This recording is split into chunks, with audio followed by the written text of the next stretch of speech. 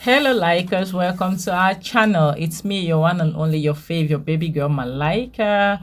Okay, today we are talking about Black Gold and Broken Hearts. I think the final episode. Okay, so on the final episode, it starts where Emeka is still cautioning Malaika based on the fact that her sugar boy came to the house and Malaika is still begging and all the rest. So Emeka had to chase her away from his presence. So she left, and they showed the next scene where I think it was the next day, the following day, and Emeka was calm. It was much calmer. So he called on Malaika. She came. And he was telling her peacefully, like quietly, like based on what you did, honestly, we cannot be together. We cannot have anything to do with each other because my tribe forbids it. Okay, my customs and tradition forbids it because my woman cannot sleep with another man and I still sleep with her. That's a taboo, which means he might buy. So that even to eat her food, is not supposed to eat her food. So Malaika tried the usual to beg, to kneel. Emeka wasn't having it. Was like, please don't beg me, don't kneel in front of me, okay? Don't beg me, but know that you have to leave. Like, you have to look for a day, pack up your things and leave. And Malaika was like, okay, no problem, I'll be living with our child. With my child. It was more like her child. And Emeka was like, you cannot live with that boy. And Malaika was like, but that's my child. Emeka was like, it's your child, is it not my child? She said, yeah, it's our child. It's like a woman. But that's what I don't like. Honestly, my people, let's say this. The truth is, what I don't like is this thing for most people, especially African men, to think that a woman doesn't own a child, especially if it's a male child. It's wrong. It's wrong. That's why the white people came up with this joint custody of a thing. It's a wrong for you to chase a mother because what he said was, you came into my house empty-handed and you cannot live with the child that you had inside my. That's very, and we see this in many families, especially if the man is well-to-do and the woman has nothing. They'll chase you away and collect your kid or your kids even, which is very wrong. So it means the woman is like, she's just a vessel to carry the child and bring forth the child into this world, and she's nothing else. And once the marriage is over, it's over. Like, she goes empty-handed. Of course not. It's wrong, honestly. That's all shades of wrong, or that it's not right. So she was like, I cannot leave my child. You cannot take my child away. It's like you don't have any choice. So he asked her to leave his presence. Malaika being Malaika as usual, when she doesn't get what she wants. On the way, she met Vanessa and bumped into her and couldn't even say sorry because she did it intentionally. So, and fast forward, Emeka sent Vanessa to get him some juice, to get something to drink. And it's as if Malaika heard of that. So she went and took some substance, and once Vanessa was pouring the drink and she heard as Emeka called her because her phone was ringing, Malaika decided to go into the kitchen to put that substance into that drink, so that, and her aim was that she wants to buy Emeka, so that because the stumbling block that she has at that moment is Emeka. So if she succeeds in buying Emeka, then she can collect his properties, so that she won't be leaving the house. So those were her intentions. But unfortunately for her, when she was putting the substance, she focused on the door, like she was checking if somebody was coming, but she forgot that there's a window, by her right side. There's a window just by her right side, and it seems as if Emeka's daughter, I don't know what Stephanie was doing there, but she saw it. She realized what Malaika was doing, and she decided to peep. She was peeping, and she saw Malaika pouring the substance inside her father's drink. She didn't say anything, fortunately. Once Malaika was done and she left, she went into the sitting room and told her dad, who she met with her aunt, having a phone conversation. So she told them, and the father, Emeka, asked them not to scream. That thing that Malaika wants to do to him, he will do it to her. So Emeka asked Vanessa to pour juice in another glass and to bring that glass that Malaika wanted, because Malaika is going to have that drink. So Vanessa did exactly that. But Vanessa was like, don't you think it's going to hurt her? It was like he wants to do what she wanted to do to him. He wants to do it to her so that she'll feel it. So Vanessa brought the juice, gave Emeka the one she poured later, and the one that Malaika had put the substance inside, she kept it aside on the tray. So Emeka called Malaika, and it seems as if Malaika was hiding at the corner just to check if he had drank. Emeka called Malaika, and Malaika came.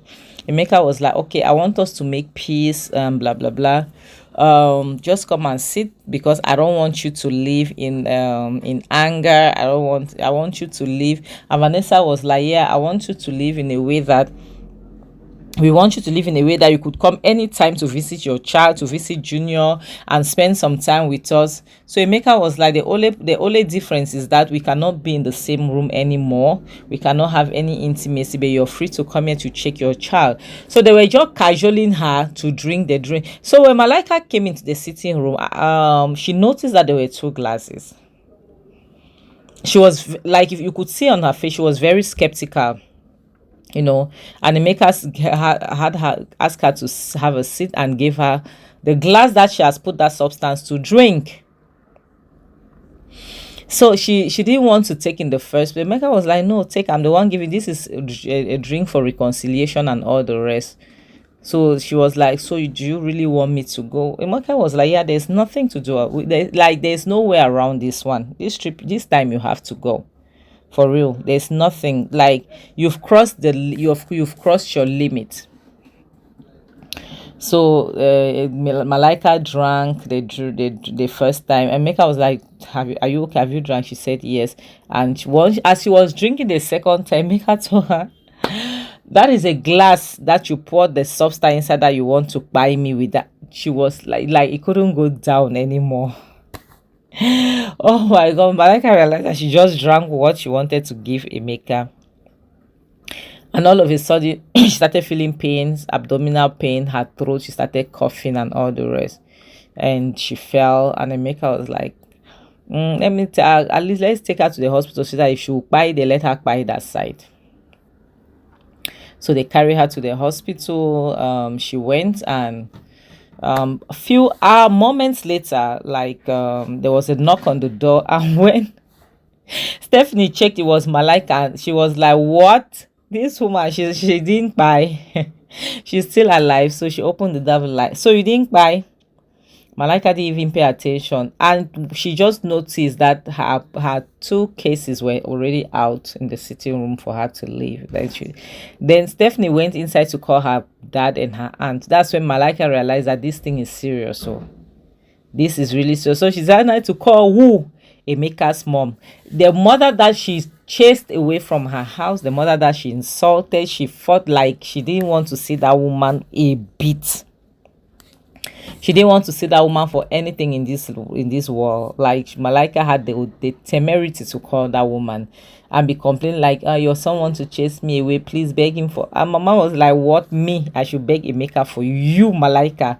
You of all people that chased me away from my son, so I should beg my son for you? Like, it's the audacity for me, honestly. Malaika, it is the audacity for me. And Mama Emeka was like, so you think I don't know what you did? You are even sleeping with small boys. Now you want to buy my son for me? Like, you cannot buy my son for me. Get out of my phone, Joe. Like, she spoke a lot. She just chased her. She dropped her call. Then Emeka was like, what are people? They just came, they bundled her, chased her away. So to me, the end of the story was okay. It ended well. Like, this is just a lesson, a life lesson that we, like married women, couples have to treat each other well and treat their families well, because African marriage it's not just the man you get married to, it's the entire family. The mistake Malaika did was the fact that she didn't acknowledge the man's family. She didn't want them anywhere around her premises. She didn't want them. But she forgot that she wasn't even married to Emeka. They were just living together because she had a child for him. You know, she forgot that instead for her to treat her family right, she treated them anyhow. She treated her husband, not her husband, her baby daddy, anyhow. You know, she was mean to him. She was cruel to him.